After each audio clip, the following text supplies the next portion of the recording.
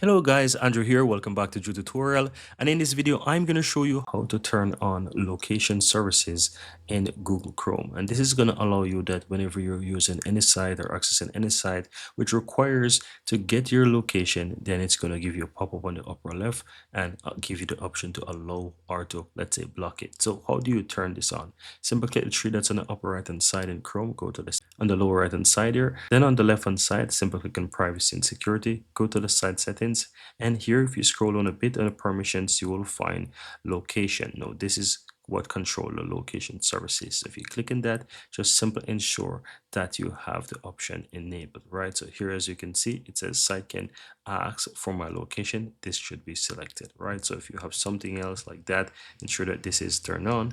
And as you can see, it has the collapse unwanted requests as the recommended, so you can keep it like that.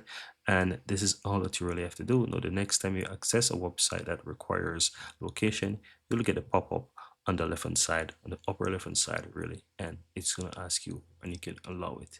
And that's pretty much it. Now you also want to ensure that none of those sites that you want are not blocked under this section here that says not allowed site, right? So you want to ensure that this is empty. If it's not, just simply remove, right? That's pretty much all that you have to do, guys.